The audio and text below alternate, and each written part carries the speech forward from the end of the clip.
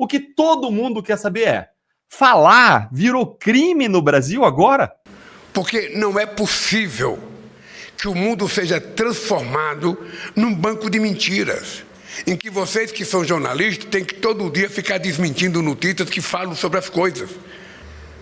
Por isso é que nós temos que fazer uma regulamentação ou pelo Congresso Nacional Brasileiro, ou pelo Congresso, ou pela Suprema Corte. Essa semana que vai entrar, virá uma liminar restringindo as redes sociais. Aproveitem a liberdade que ainda temos nas redes sociais. O AGU, né, o Advogado-Geral da União, fez um pedido liminar. Veja que a esquerda gosta de liminar, né? Por que eles gostam de liminar? Porque liminar é no gabinete que ela é julgada. Então você faz um pedido liminar, ela vai para um ministro, e nesse caso foi para o Dias Toffoli, tá? Esse pedido liminar, ele decide rápido, no gabinete.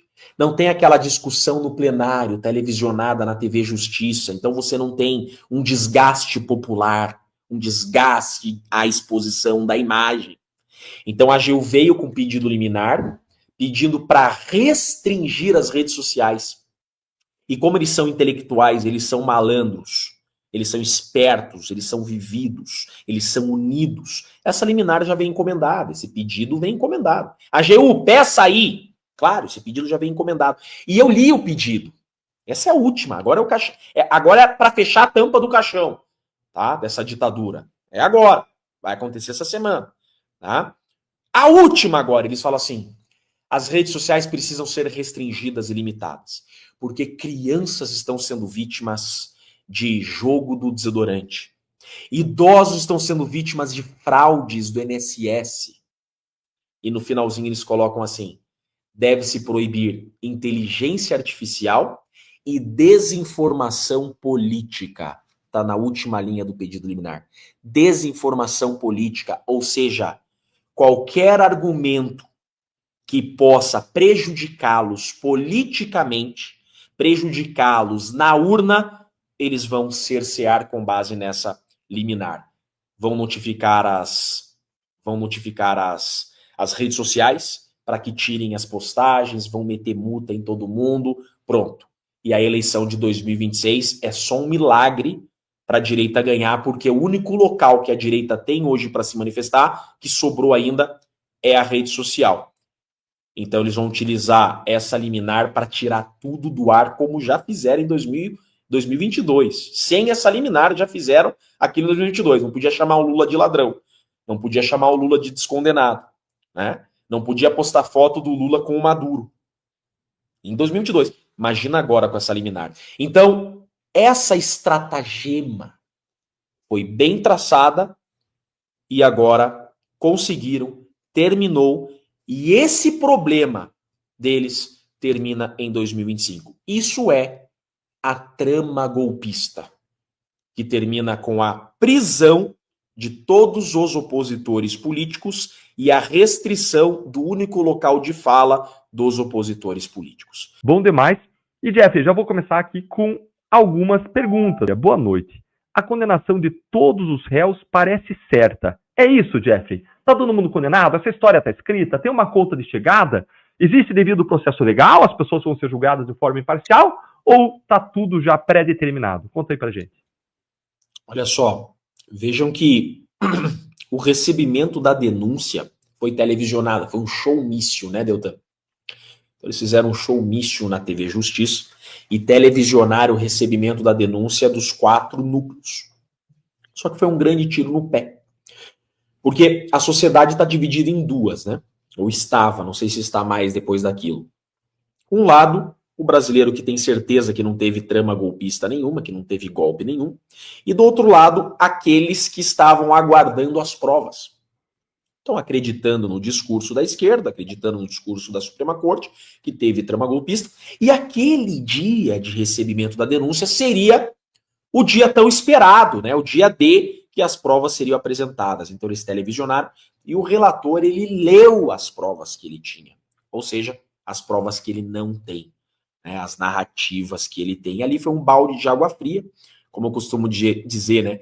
Jogaram água na cerveja, água no chopp de todo mundo e viram que foi um tiro no pé. O que eles fizeram agora? Vejam que a instrução de testemunhas estão sendo ouvidas não está sendo televisionado. Sigilo absoluto. Por quê, gente? Para vocês entenderem. O inquérito policial, ele é escrito. Então, o delegado de polícia senta a testemunha na frente do delegado e o delegado escreve. No caso aqui, sempre o mesmo delegado, esse nosso caso aqui, tá? Acontece que muitas vezes, no papel, aquele que está no teclado não consegue passar para o papel. Ei, Deltan, eu tô presumindo a boa-fé aqui, né, na minha leitura, né? Eu tô presumindo a boa-fé. Aquele que está digitando, ele não consegue interpretar corretamente o sentido da resposta e não consegue passar para o papel exatamente o sentido da resposta, né? Mas quando inicia a fase processual, a gente fala que é a fase oral, então a denúncia é oferecida, a denúncia é recebida, acaba o inquérito, começa o processo. Essa fase processual é oral, então a testemunha, aquela que tinha antes o depoimento no papel, ela senta na frente do Deltan Dallagnol, ele senta na frente do procurador da República, do juiz relator e dos advogados. E essa pessoa tem que falar. Só que a hora que ela termina de responder o Ministério Público, passa a palavra para a defesa. E ela é testemunha. Ela não pode se calar, se omitir. Ela tem que responder as perguntas. E ali, então, aquela farsa do papel não se sustenta na oralidade. Então, a esperança que eu tenho é que ao final desse caso,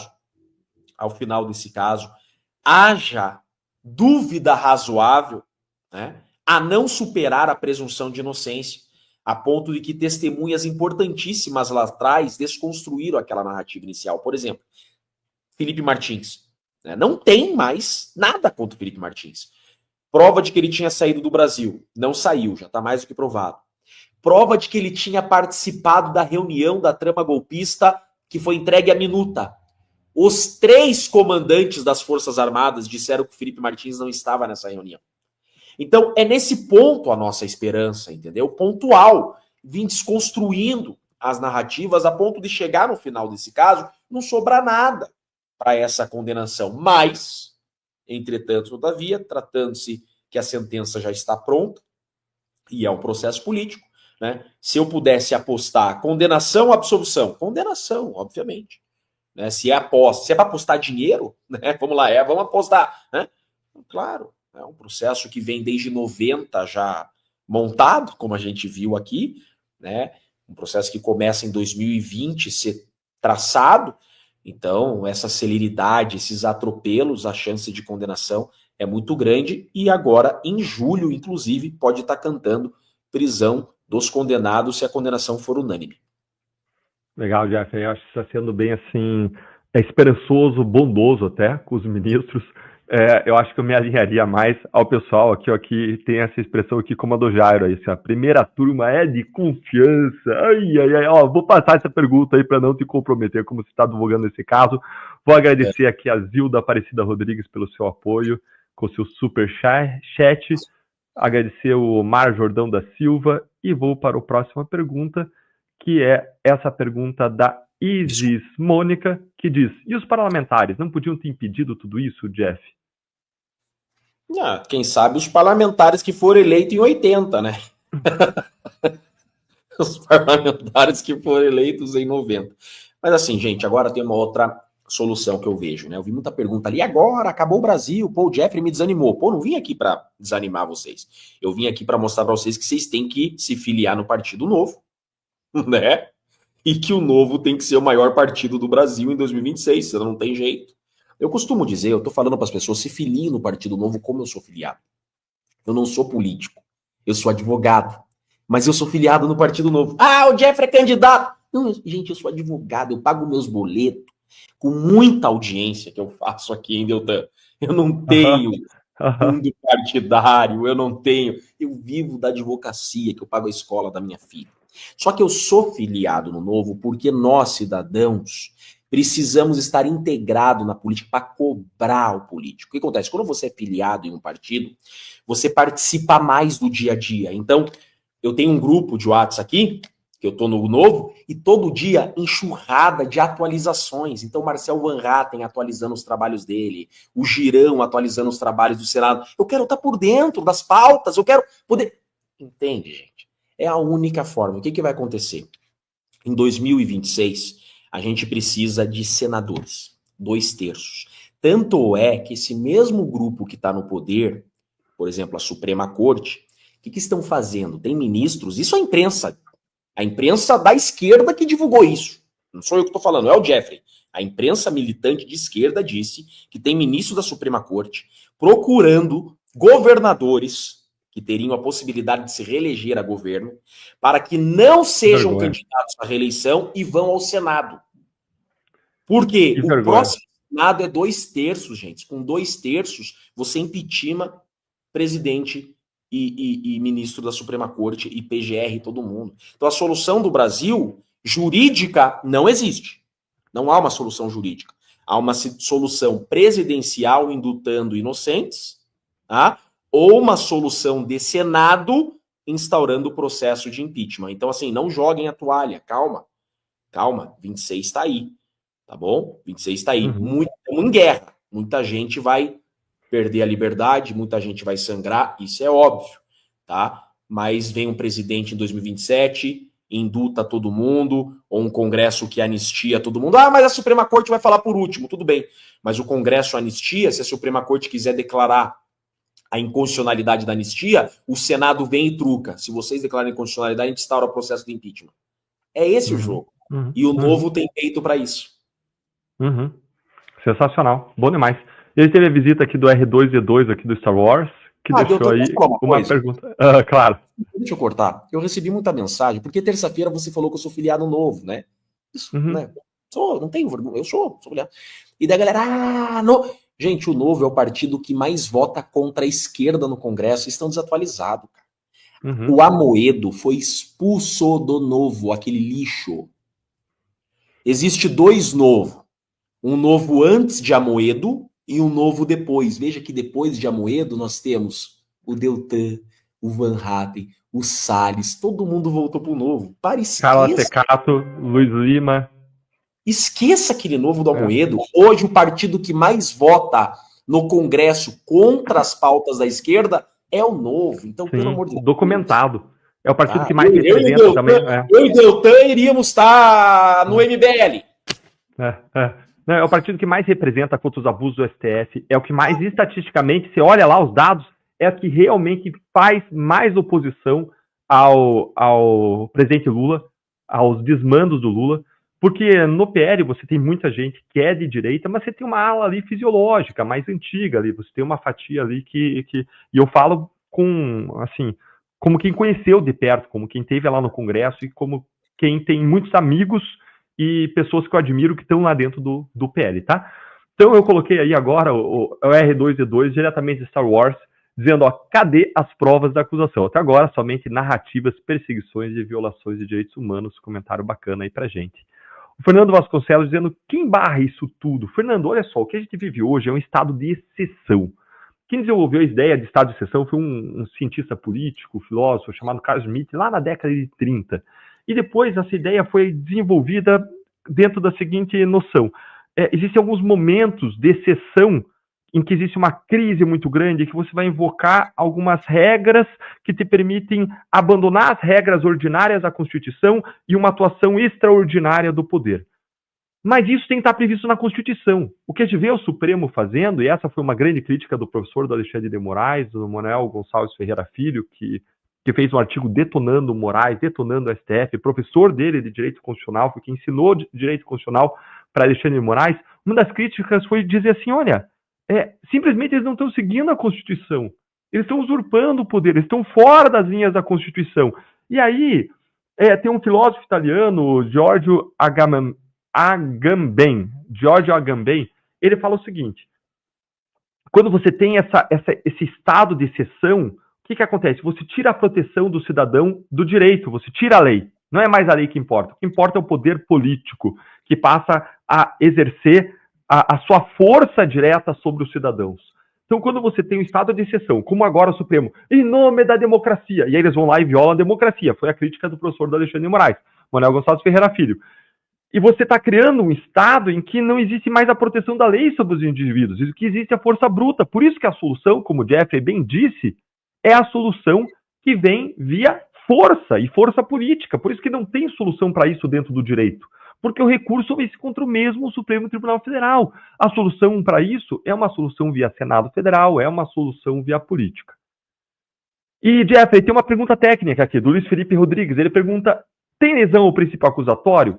Explica aí, de um modo muito leigo para as pessoas. Tenta traduzir para o leiguês. O que é princípio acusatório e tem lesão aí nesse processo? O princípio acusatório ele é bem simples de entender. Ele é assim, cada personagem no seu quadrado. Cada um no seu quadrado. É literalmente assim. O juiz julga.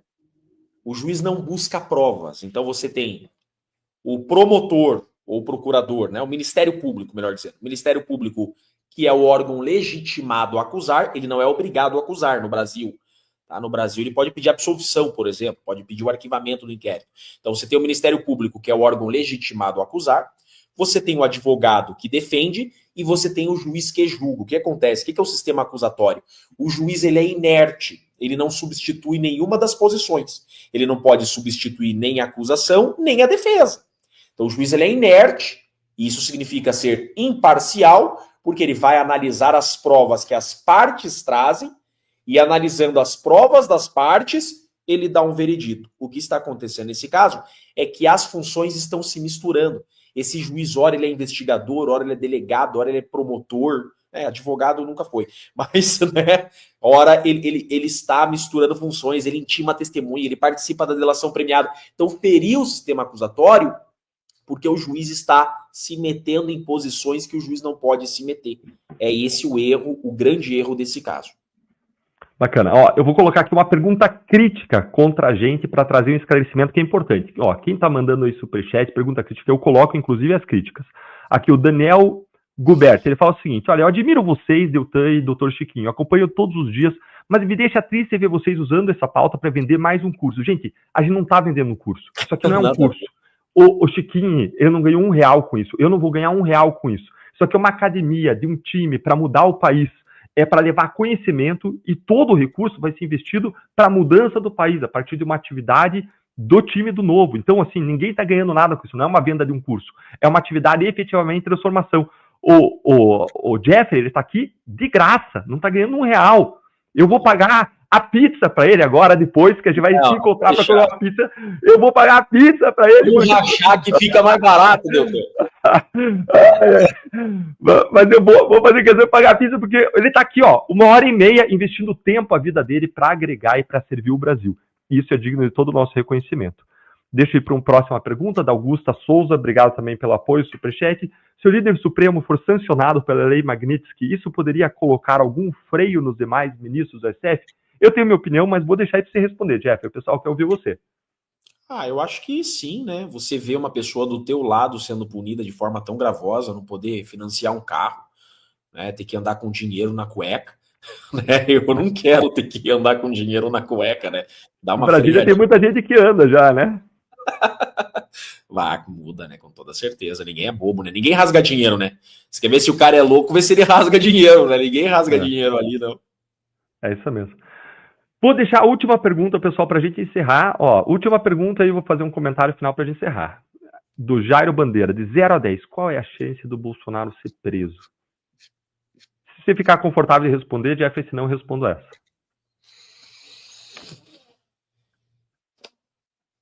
Deltan. Responda por mim. Vou responder. Pessoal, olha, é uma infelicidade, é um absurdo, é uma injustiça. Agora, tudo que a gente está vendo é uma violação atrás da outra. O caminho, tudo o que eles estão fazendo é para prender o Bolsonaro. A gente precisa de um milagre hoje para que ele não seja preso. De uma atuação muito forte dos Estados Unidos, do Senado, de alguém que do povo indo às ruas para que isso não aconteça, para que a justiça seja restabelecida. Como a gente acabou de dizer, a gente vive num estado de exceção. A lei foi colocada de lado. O Supremo está usurpando o poder e está usando o poder político sobre as pessoas, sobre o povo. A única moda de confrontar isso é com mais poder legítimo contrapondo o poder. É a teoria da separação dos poderes do Montesquieu, que hoje não está sendo muito aplicada porque a gente tem um Senado acovardado. E agora, então, eu tenho a honra de chamar ele que eu já anunciei para vocês, e chamar aqui para a nossa live um dos poucos homens que tem a coragem de enfrentar a narrativa dos donos do poder. Ele representa a nossa voz contra os abusos do STF e está aqui comigo hoje. Com vocês, o advogado André Marcília. Seja muito bem-vindo, André. Tudo bom, Deltan? Prazer estar aqui contigo. Boa noite a você, a toda a audiência. Prazer, obrigado pelo convite. Nossa honra sempre, André. Olha, pessoal, aproveita, segue o André nas redes sociais para você ficar muito bem informado. E está aí o @ do André Marcília para vocês verem os comentários dele, acompanhar no dia a dia tudo que está acontecendo aí em tempo real. Daqui a pouquinho ele vai estar lá na Gazeta do Povo, no programa Última Análise. Depois ele ainda tem outro programa, o Bradock Show. E a gente está aproveitando aqui o André em primeira mão para entender. André, eu sei que o seu tempo aqui é corrido, que você tem outro programa agora, daqui a pouco, e precisa sair em tempo antes do programa, então eu vou direto ao ponto aqui com você. O comediante, o Léo Lins, ele foi condenado por conta do show de comédia dele, que se chama Léo Lins Perturbador. É um show que foi publicado no YouTube do ano de 2022, em que ele faz piadas envolvendo negros, idosos, obesos, pessoas soropositivas, indígenas, nordestinos, judeus, evangélicos, pessoas com deficiência e pessoas LGBTQIA+. Eu não sei se alguém fica de fora aí, viu? Porque é basicamente aí todas as minorias, mas é tanta minoria que acaba pegando aí praticamente todo mundo. É um show inclusivo. Oi, show inclusivo, exato. E aí, me conta, o que ele fez é crime? Explica pra gente, me explica essa condenação aí a mais de 8 anos de prisão, 8 anos e 3 meses em regime fechado. Bom, primeiro essa condenação, o tamanho dessa pena é uma vergonha. Depois a gente fala se isso está certo ou errado. Agora, ainda que esteja errado, né, a gente parece que perdeu a noção. Né? Então, crimes de lavagem de dinheiro tem condenação. Estava outro dia discutindo se lavagem de dinheiro eles iam aumentar ou não a pena para 12 anos, e a gente tem um comediante fazendo uma piada num palco. Mas publicou no YouTube, não interessa, fez no palco. E está sendo condenado a 8 anos de prisão.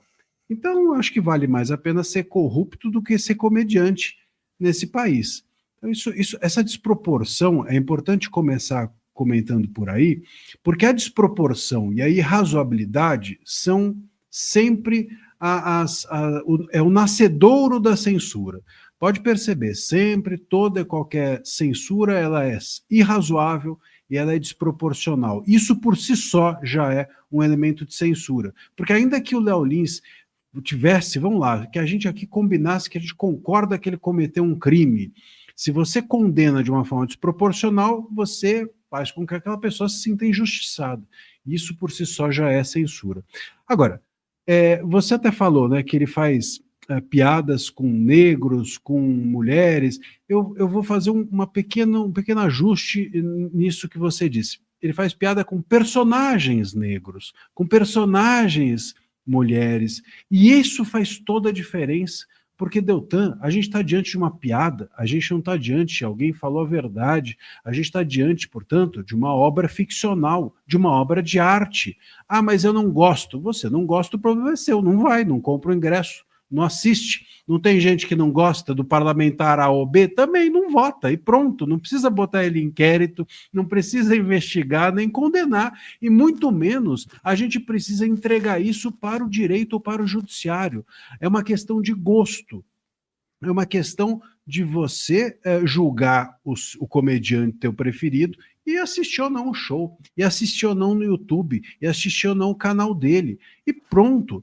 O judiciário está absorvendo todas as questões, Deltan. O judiciário não está dando mais espaço para as pessoas, está sufocando as nossas escolhas. Então agora, se você quer levar o seu filho para um teatro, o judiciário é que decide. Se você quer que seu filho estude em casa, o judiciário é que decide. Se o seu filho vai para a escola cívico-militar, é o judiciário que decide. Se você vai num show de comédia, é o judiciário que decide. Daqui a pouco, então, o judiciário precisa ir em casa e morar com a minha família. Não sobra mais nada para a gente, né? É um negócio sufocante. E do ponto de vista mais técnico, já que a gente começou pela parte, se é que tem uma parte engraçada disso, eu acho que a grande piada aqui é essa decisão, né? Ela sim é a piada ilícita. A decisão aqui é o humor ilícito, já que também não pode falar humor negro, porque, sem dúvida alguma, isso seria vai ser punido, vai para cadeia. Vai para cadeia. Buraco negro e humor negro, né? Como diz, a Marina Silva, acho que falou, né? Buraco negro. Aham. Bom, exatamente, seria preconceituoso, aí seria racismo, né? Racismo. Cara, olha, Marcelo, eu tô convencido de que no Brasil é melhor você ser corrupto do que qualquer outra coisa, porque os corruptos são todos impunes. Hoje estava sendo julgado o juiz da Lava Jato do Rio de Janeiro, Marcelo Bretas, estava sendo afastado do cargo, a punição mais grave que pode ser aplicada a alguém. Por quê? Porque ele roubou? Não. Porque ele botou bandido na cadeia. Então eu já estou convencido que corrupto é melhor do que ser comediante, é melhor do que ser qualquer coisa no Brasil. Vale a pena no Brasil, vale a pena duas coisas: ser corrupto ou ficar em silêncio. Ficar em silêncio também é bom, porque aí você não comete nenhum. Ainda, mais ou menos, né? Tem gente que fica em silêncio e depois é acusado de omissão. Então também tem um problema. Tem isso, nem ficar em silêncio você pode. Mas se a gente for pensar do ponto de vista mais técnico, a gente precisa partir do pressuposto de que piada é ficção. Eu acho que até aí todos concordamos, né? Acho que quem não consegue entender que piada é ficção, aí precisa de um médico, talvez um psiquiatra, aí o problema não é nosso, né? Então piada é ficção.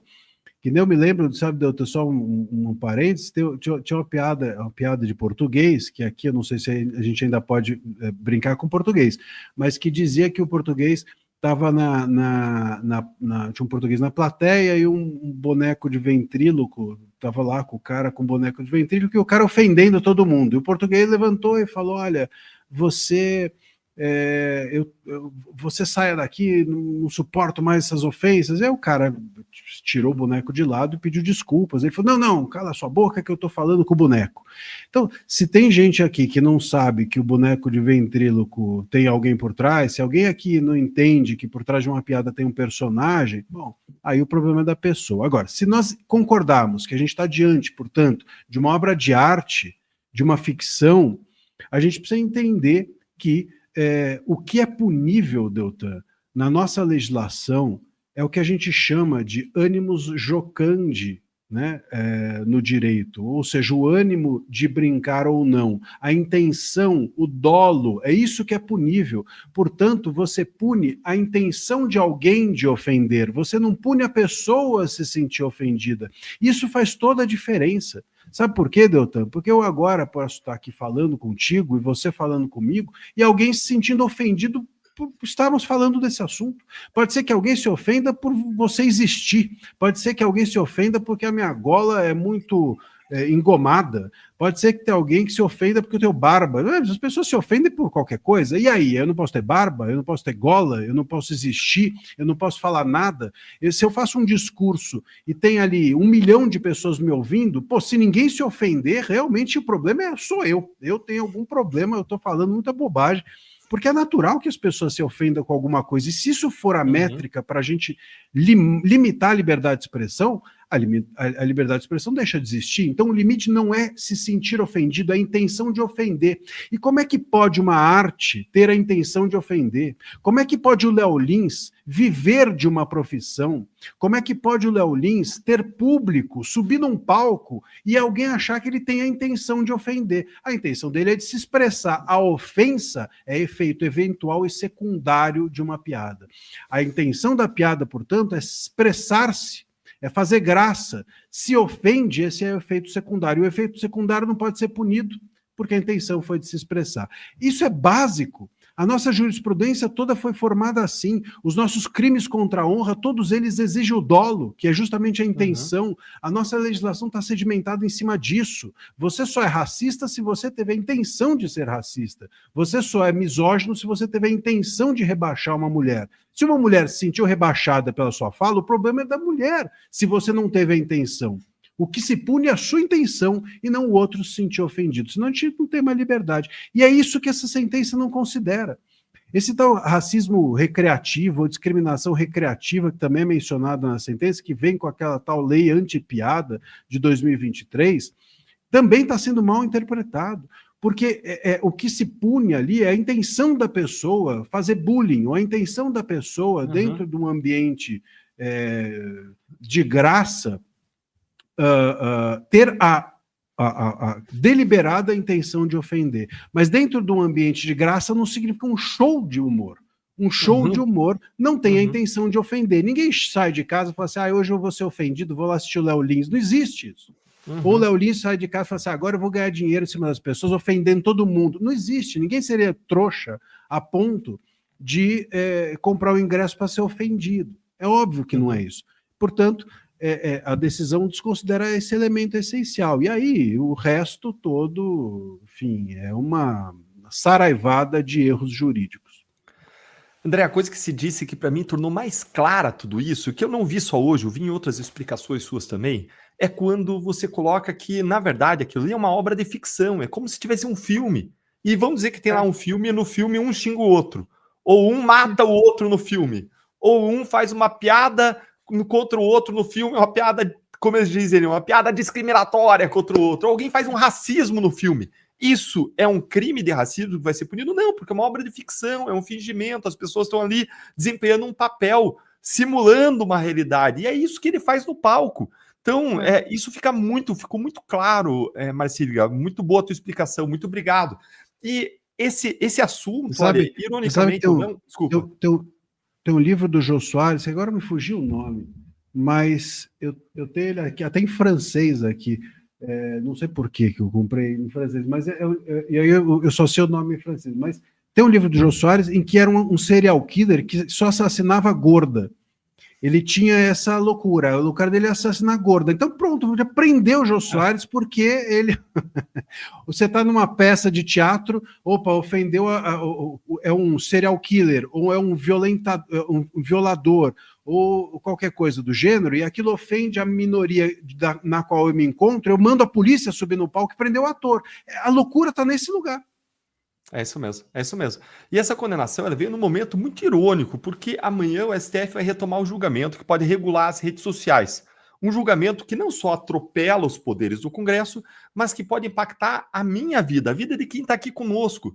E o que todo mundo quer entender sobre esse julgamento, para além de todos os detalhes jurídicos que a gente poderia ficar horas aqui conversando, esse julgamento, Marcelo, ele vai restringir o que se fala e o que é ouvido nas redes? Ele vai ter um impacto censor sobre as redes sociais?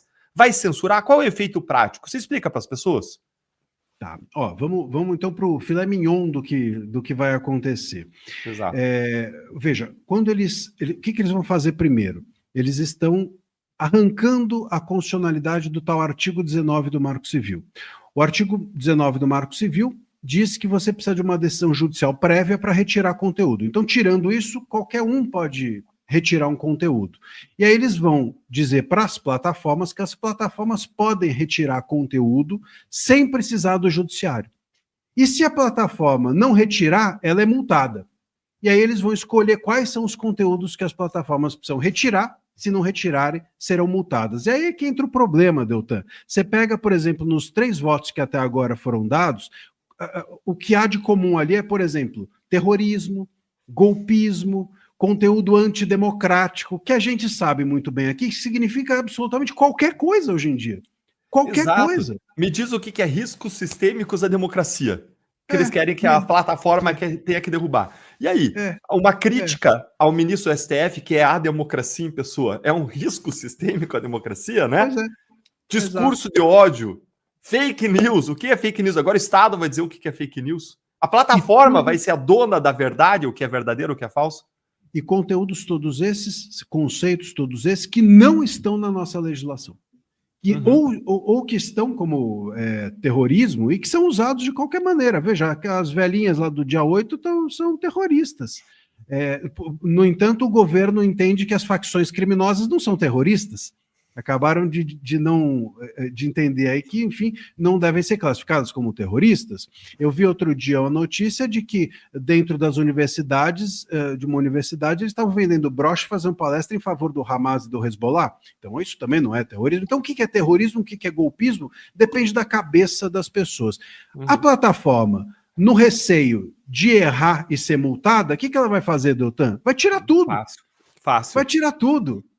Então, e tirando tudo, vai ser censória. E é isso que está na mesa. Eles vão ser obrigados a tirar tudo para não ser multados, e isso vai ter um impacto imenso nas eleições do ano que vem, claramente, porque as eleições do ano que vem vão ter esses assuntos todos na mesa. STF, o golpe, etc. E quem falar disso pode deixar de estar nas redes, se é que as redes vão estar no ar. É assim, é mais ou menos assim, ó. Se você é lojista, se você colocar aí na sua vitrine uma roupa de mau gosto, você vai ser punido. E aí, o que é bom gosto? O que é mau gosto? Cara, é uma discussão, né? Toda uma discussão. E aí, todo mundo corre risco de ser multado. No final das contas, as pessoas vão vão acabar com as vitrines. Hoje, a vitrine ali da discussão, o espaço público de discussão é rede social. As pessoas vão passar a rede social, que pode ser multada, que corre o risco, ao expor, ao exibir ali na vitrine a opinião das pessoas, ela vai ficar com medo e vai começar a derrubar. E vamos lembrar, não é nem análise humana, é algoritmo. Então o algoritmo vai pegar palavras-chave e começar a derrubar. Isso vai impactar aquilo não só que eu posso falar, mas aquilo que eu posso ouvir. O meu direito não só de falar de expressão, mas de ser informado adequadamente. Marcília, obrigado demais. E vou dizer, pior ainda, a AGU tem um pedido que foi embutido nessa regulação para que a inteligência artificial também faça parte desses conteúdos a serem regulados. Sabe o que isso significa? Meme. Inteligência artificial é meme. Então eles querem fake, também... Né? Meme é fake. Meme é fake. Eles querem impedir que esses memes de críticas ao governo sejam também públicos, se tornem públicos. Querem arrancar também isso do ar, impor as plataformas. E com isso o STF lava as mãos, porque hoje o STF está sendo visto como censor. Eles vão passar a terceirizar para as plataformas essa imposição da censura. Ou seja, a gente está realmente à beira de um fechamento da liberdade de expressão no país, né? Você não precisa sair censurando todo mundo, você corta o canal de comunicação das pessoas e pronto, resolve o problema deles. É isso mesmo. Marcília, se você tiver mais 2 minutinhos, tem ainda? Tenho. Olha, deixa eu te fazer uma pergunta. Existe uma agenda no mundo da esquerda de regulação das redes sociais. Qual é a intenção? A gente vê aqui no Brasil também o governo querendo regular. Eu sei que tem um monte de evidências que você precisaria mostrar para tirar a intenção, porque intenção você não vai lá e fotografa, você te distrai uma intenção, você intui uma intenção, você deduz, infere uma intenção a partir de uma série de evidências. Por que a esquerda tem essa pegada mais forte em relação à regulação de redes sociais, censura de discurso no mundo, e por que isso está mais forte ainda no Brasil?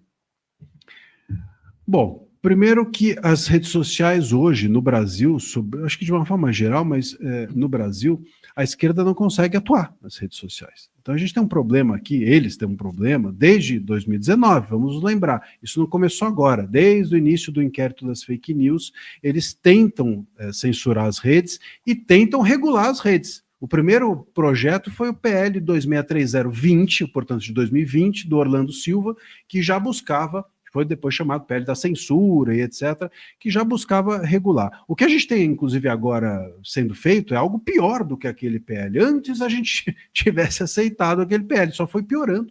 A gente foi realmente piorando. Então, as esquerdas elas têm um problema. Primeiro, com a ideia de censura, que já é essencial, né, Deltan? Se você pensar que a esquerda, ela acredita que o Estado deve ser gigante, deve tomar conta das pessoas, não dá para acreditar que a esquerda gosta de liberdade de expressão, não é? Porque se você quer um Estado grande, você quer um Estado regulador, é justamente a liberdade de expressão o primeiro a se dar mal nisso. Então a liberdade de expressão que a esquerda gosta é a dela. Ela não gosta da liberdade de expressão, ela gosta de se expressar. Isso é diferente. E quando a gente pega as redes sociais desde 2018 até agora, né, a gente percebe uma ascensão da direita pelas redes sociais e a esquerda patinando. Outro dia mesmo, eu acho que a Glaze, né, que falou, nós precisamos regular logo as redes porque a gente não consegue lidar com elas de outra forma. Então, eles próprios dão a dica de que o problema é esse. É mais ou menos como aquele jogador que é meio perna de pau, e aí ele fala, eu vou ser então o juiz, eu vou aqui inventar as regras, já que eu não sei jogar bola. É sim. Marcília, obrigado demais pelo seu tempo, obrigado pela sua energia, não só aqui, mas por tudo aquilo que você traz de esclarecimento público e todos os programas que você participa. Você tem sido aí um herói das nossas causas ao defender de modo com tanto afinco aquilo que nós tanto acreditamos, a liberdade de expressão, os direitos fundamentais das pessoas. E pessoal, de qual estado que você é, Marcília? Sou de São Paulo. Ó, pessoal, quem aí é de São Paulo, acha que o Marcília representa, me ajuda a convencer ele a ele nos representar lá no Congresso Nacional. Coloca aí Marcília senador, Marcília deputado, qualquer coisa, mas a gente vai ter que convencer ele. Ele nunca tomou essa decisão, mas olha, eu quero chamar ele para esse lado aqui da trincheira e eu quero a ajuda de vocês. Marcília, depois eu mando para os seus comentários. Obrigado demais por sua participação. Obrigado por seu tempo aqui tão precioso. Um grande abraço, excelente programa agora lá na Gazeta do Povo, Última Análise.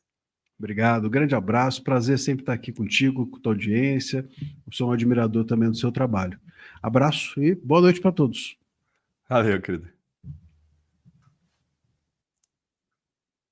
Bom demais. Pessoal, e aí, gostaram? O que vocês acharam aí das explicações, comentários do Marcília? Digam aí para mim.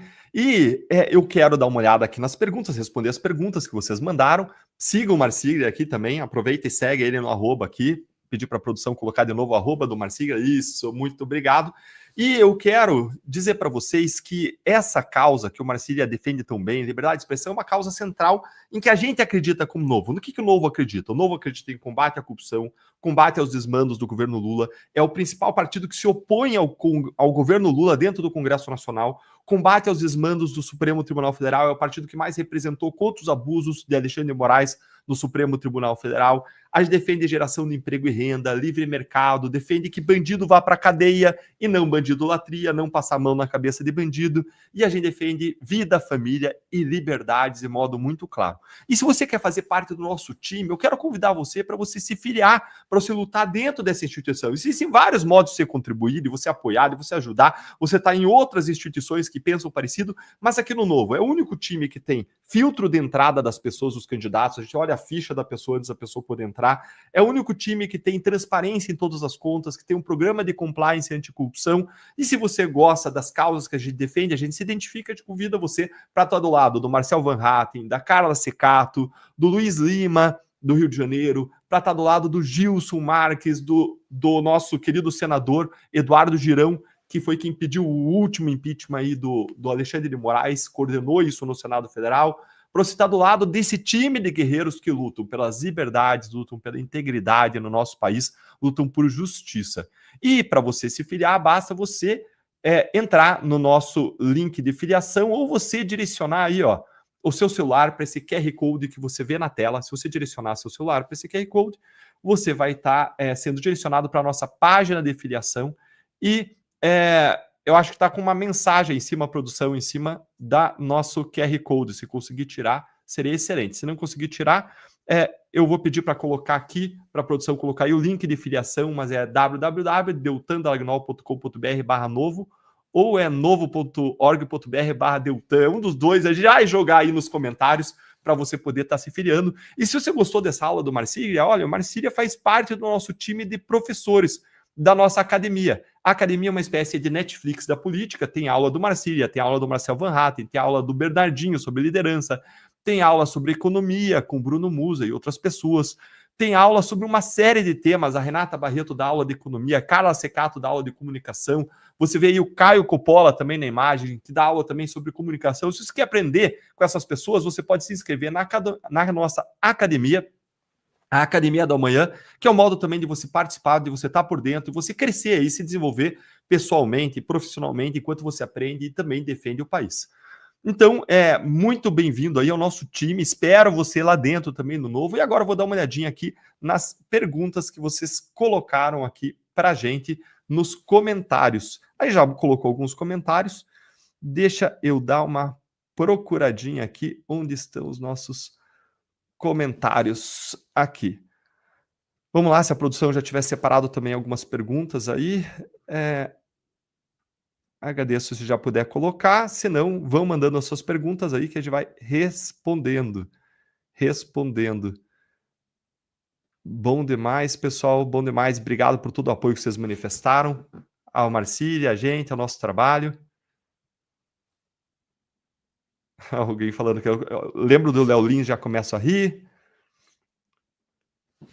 Deixa eu aproveitar e fazer um comentário em adição ao que o Marcília disse em outra questão, tá? Vou deixar aqui para a produção e mandando algumas perguntas aí para a gente, e expondo algumas perguntas, e a gente vai respondendo as questões que vocês trouxerem. Aí, ó, a pergunta da Cid Deltan. A Zambelli saiu do Brasil, está foragida? Cid, sim, a Zambelli ela declarou já que ela saiu do Brasil, ela foi para Itália, ela não volta para o Brasil, porque ela entende, a meu ver, corretamente, que não existe justiça para ela no STF. Independentemente do que ela fez, ser certo, se errado, fez, não fez, eu não conheço o processo, se fez, que seja responsabilizada, mas com justiça, de forma adequada. Não tem como se esperar a justiça de um STF que está tratando a ação do golpe como está tratando, punindo crimes inexistentes, atropelando tudo, fazendo uma ação penal em tempo recorde, como nunca existiu no Brasil. Um STF que aplicou aquelas penas para as pessoas do 8 de janeiro de 14, 17 anos de prisão. Um STF que condenou Daniel Silveira a regime fechado por um crime, que na verdade não era crime, era uma fala, porque ela estava protegida pela imunidade parlamentar, e condenou ele também em tempo recorde. Ou seja, não tem justiça lá para quem é chamado pelo STF de extrema-direita, porque para eles não existe direita, e faz parte de uma corrente que eles chamam de bolsonarismo, que eles disseram que eles querem vencer. O Roberto está perguntando aqui se o programa tem todo dia. Roberto, não tem, infelizmente não tem. A gente faz essa live semanal do Novo, a gente divulga um pouquinho antes e fica disponível aqui no meu canal para quem quiser assistir depois também. O William Wistuba perguntando, você não é perseguido também nas redes? William, a gente é de direita, a gente é cancelado pela esquerda, né? A esquerda tenta nos cancelar, nos derrubar. Existem inquéritos contra nós instaurados por coisas que a gente falou, que está dentro da liberdade de expressão, inclusive coisas que eu falei enquanto eu era parlamentar, protegido pela imunidade parlamentar, porque a gente vê uma clara perseguição à direita no Brasil. Se você entrar no meu canal no YouTube, se você tem dúvida se existe uma perseguição à direita, se é uma teoria da conspiração, eu dou 10 frentes de perseguição à direita que existe no Brasil no vídeo de capa do meu YouTube. Quando você entrar no meu YouTube, tem uma aula magna lá sobre as 10 frentes à perseguição à direita, vale muito a pena ver. E deixa eu falar uma coisa que tem algumas outras perguntas, já vou responder, mas eu quero complementar uma coisa que o Marcília falou. Por que a esquerda, gente, quer censura muito mais do que a direita no mundo? Aqui no Brasil, a gente tem várias razões para a esquerda querer censura e regulação de redes, porque eles perdem nas redes sociais. Eles não conseguem fazer frente à nova forma de comunicação, a um vídeo do Nicolas Ferreira. Se você pegar os rankings dos congressistas e dos políticos que mais alcançam nas redes sociais, os 10 que mais alcançam, você não vai ver lá um nome da esquerda, é todo mundo de direita. E eles quiseram me calar, me excluindo do Congresso. Hoje os nossos canais aqui estão entre as 10 redes mais acessadas, mais seguidas da direita do país. Então eles ficam loucos com isso, eles não conseguem fazer frente. E eles conseguem controlar o ambiente cultural, derramando bilhões da Lei Rouanet, tem recorde de recursos da Lei Rouanet debaixo do governo Lula. Eles conseguem controlar o ambiente da mídia tradicional, derramando rios de dinheiro, recorde de recursos para a Globo, recorde de recursos aí derramados em publicidade, não só pelo governo federal, mas pelas estatais. E aí fica a última trincheira da nossa liberdade de expressão, do discurso independente, que são as redes sociais. O que eles querem? Querem trazer o controle para as redes sociais. E isso fica muito claro quando você vê o governo Lula querendo atacar o vídeo do Nicolas Ferreira com ações judiciais, com medidas judiciais, quando eles querem atacar as pessoas que criticavam a atuação nas enchentes do Rio Grande do Sul mediante ações judiciais. Isso aí parece 1984, isso aí parece George Orwell, parece o Big Brother querendo controlar o que pode e o que não pode ser dito no país, o que é verdade e o que não é verdade. Mas no Brasil é muito claro, muitíssimo claro. Agora eu quero dar uma olhadinha no mundo. Por que a esquerda ela tende a querer regular mais rede social do que a direita? Gente, o Patrick Deenan tem uma crítica à visão liberal, e aí entra a visão liberal de esquerda também no sentido norte-americano. Qual é a crítica? A crítica é a seguinte, eles querem um estado de liberdade completo, sem nenhum tipo de opressão. E aí eles veem em todas as instituições intermediárias, família, associações, igrejas, vem tudo isso como entidades repressoras. Por quê? Porque essas entidades todas elas colocam regras de boa convivência. A igreja tem as suas regras, a família tem as suas regras, associações têm as suas regras, e eles veem isso como uma espécie de opressão sobre o indivíduo e a sua liberdade, porque condiciona o exercício da liberdade. E aí eles veem isso no patriarcado, na religião tradicional, na visão ética judaico-cristã, e aí eles querem derrubar tudo isso. Só que quando eles derrubam as instituições intermediárias, você gera um ambiente de anomia. Só sobra o Estado para regular as relações humanas. Aí eles querem dar superpoderes para o Estado para controlar a vida individual das pessoas, inclusive o que pode ser dito e não dito. Porque senão as pessoas estão ofendendo as minorias, ou senão as pessoas estão praticando aí violências, porque você vai eliminando as instituições intermediárias. E aí eles criam um Estado hipertrofiado que entra em tudo. É o que o Marcília disse, daqui a pouco você vai dormir na tua casa e tá o Estado do teu lado, dentro da tua casa, dentro da tua família. Eles acabam, inclusive, disputando o poder com a família. Essa é a grande questão da direita em relação à família. É a disputa de poder com o Estado, porque você tem um Estado de esquerda, de uma visão de mundo de esquerda, que quer entrar na família e controlar o que acontece dentro da família. Quando a visão cristã, a visão de direita, a visão conservadora é não, cada macaco no seu galho. Não é o Estado todo-poderoso e a sociedade embaixo. Não. Na visão da direita é diferente. Na visão da direita evangélica, protestante, você tem diferentes esferas, cada uma com sua própria área de autonomia, e o Estado é uma delas. E Deus acima de todas. Na visão católica, você tem o princípio da subsidiariedade. Aquilo que o indivíduo não consegue resolver, você vai para a família, não consegue, vai para uma igreja, para uma associação, não consegue, vai para outra instituição, até você chegar no Estado, acima do Estado, Deus também, na visão aí do princípio da subsidiariedade católica. Mas na visão laica, o Estado, especialmente a visão de esquerda, o Estado é uma entidade toda poderosa sobre todas as pessoas e que aí tem que controlar tudo, manda em tudo. E é uma visão de Estado contra a qual a gente se opõe. Então, é uma visão distorcida do papel do Estado na vida das pessoas. Bacana, vamos para a próxima aqui. A cidadania italiana evita que a Carla Zambelli seja extraditada? Alberto, sim. Por quê? Não porque a cidadania seja uma proteção em todo o país, mas porque o Brasil não extradita nacionais. E como o Brasil não extradita nacionais para outros países, os outros países acabam não extraditando os seus nacionais também para o Brasil. O Brasil tem uma proibição constitucional de extradição dos seus nacionais. E outros países, quando a gente quer que eles mandem uma pessoa que é acusada por crimes para o Brasil, aquele país só vai mandar se o Brasil se comprometer a ser recíproco, ou seja, a numa situação igual fazer o mesmo. E a gente não pode se comprometer. Por quê? Porque a nossa Constituição veda a extradição de nacionais. Então, a Itália, ainda que ela possa extraditar seus nacionais para outros países, não vai fazer jamais em relação ao Brasil, porque o Brasil não pode assumir o mesmo compromisso em relação à Itália. Então, a Carla Zambelli está protegida lá. Da mesma forma como estava lá, tem um caso muito famoso da década de 90, do Salvatore Cacciola. Ele foi processado no caso Marca Fonte Sidan, um caso de desvio de recursos públicos aí de mais de R$ 1 bilhão em valores atualizados, um socorro a bancos dado pelo Banco Central, de modo indivíduo, e ele fugiu, pegou seu avião e foi para a Itália.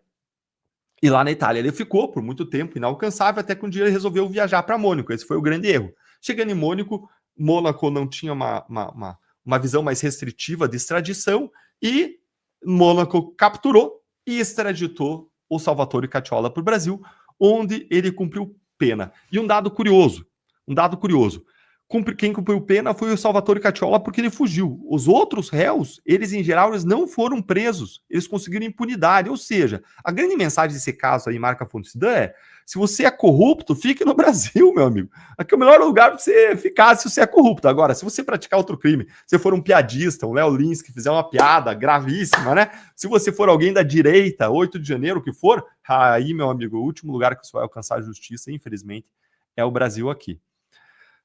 Deltan, você vai se candidatar à presidência? Obrigado, viu, developer, pelas suas palavras generosas, pelo seu incentivo, mas não, eu devo me candidatar ou a deputado federal ou a Senado federal, a depender daquilo que a gente entender, nós, novo, brasileiros, paranaenses, que é a melhor forma de eu contribuir para o país a partir do ano que vem.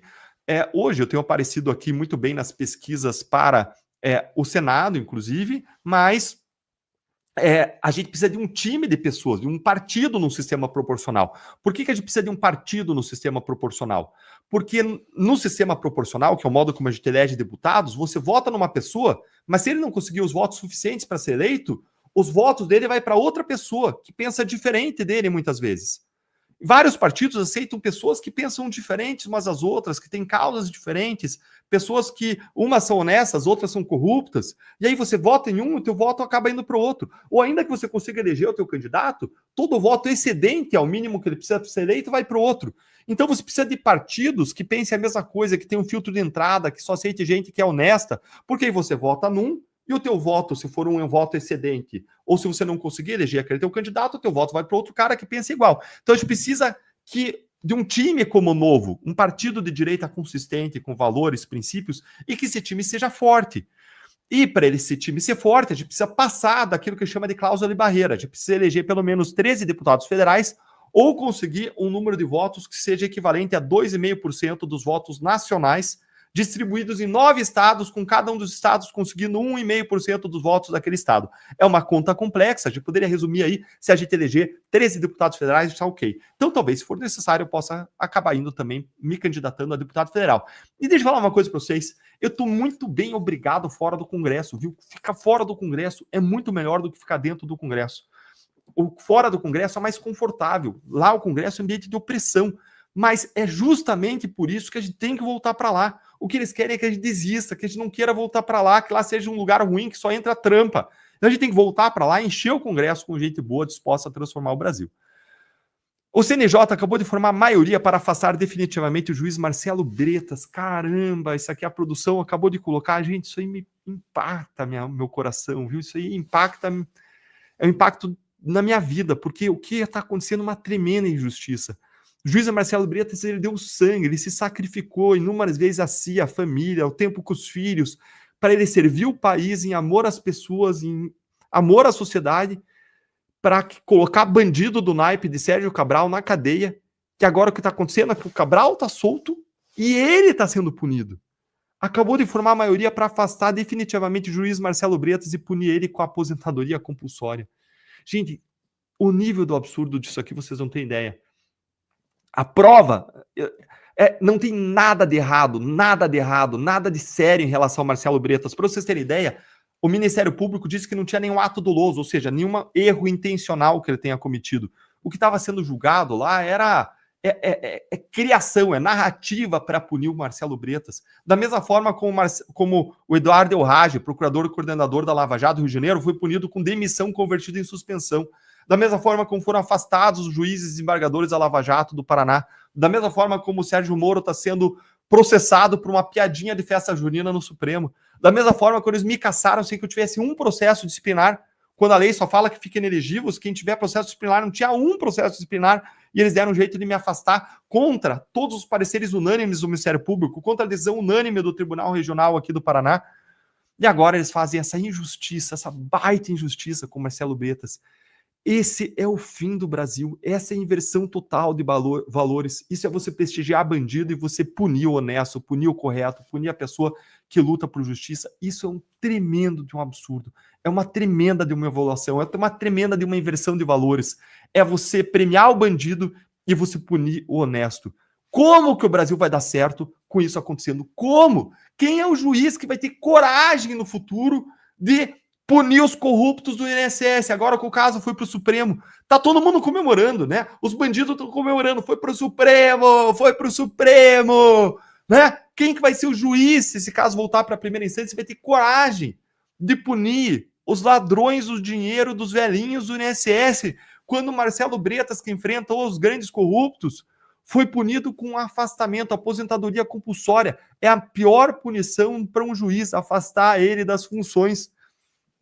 Isso aqui, eu quero dizer uma coisa para vocês, isso aqui é um absurdo. Agora, a vergonha não está sobre o Marcelo Bretas, que nos honrou e lutou por nós. A vergonha está sobre eles, sobre esses conselheiros do CNJ, o ambiente de politicagem, assim como é o Conselho Nacional do Ministério Público hoje, em que os conselheiros são aprovados pelo Congresso Nacional, que é chefiado por quem hoje, gente?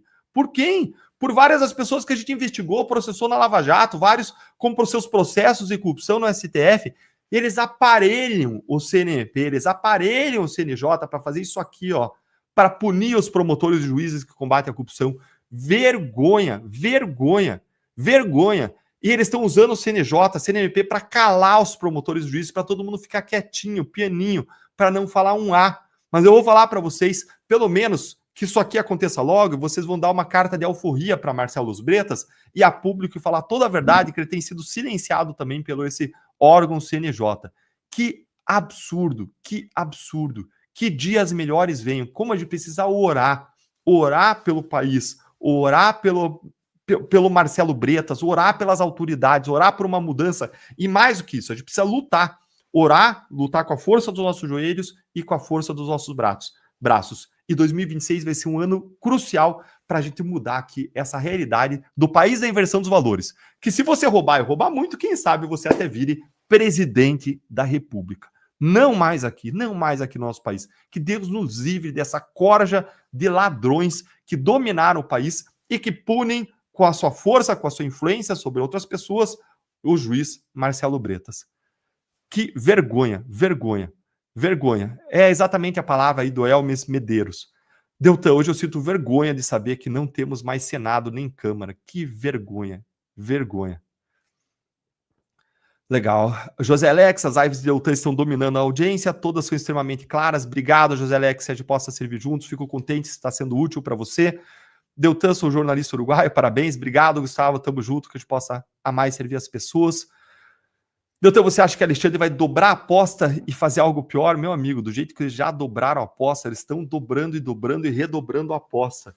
E olha o que eles fizeram quando veio aqui a perspectiva da punição dos americanos. Os caras estão lá no inquérito contra o Eduardo Bolsonaro, não tem crime nenhum lá, nada. Eu fiz uma análise, um artigo no jornal Gazeta do Povo mostrando por A mais B que o que o Eduardo Bolsonaro fez não encaixa em nenhum artigo do Código Penal. Então, isso é surreal. É simplesmente assim, é absurdo. Eles estão sim dobrando a aposta. Dobrando demais a aposta. Cláudio Abreu, Deltan, você acredita mesmo que as redes sociais serão de fato regulamentadas, né? E qual o limite da censura que será alcançado? Será algo parecido com a China? Não, Cláudio, a China é pior, porque a China está debaixo de uma ditadura comunista. A gente não chegou ainda ao patamar da China, ao patamar da Coreia do Norte. Lá na China, para você ter ideia, tem o Chinese Wall, que é uma proteção da rede social da China, em que eles colocaram lá mais de 3 mil palavras, que se a pessoa usar aquela palavra, é derrubado o comentário dela, o post dela na rede social.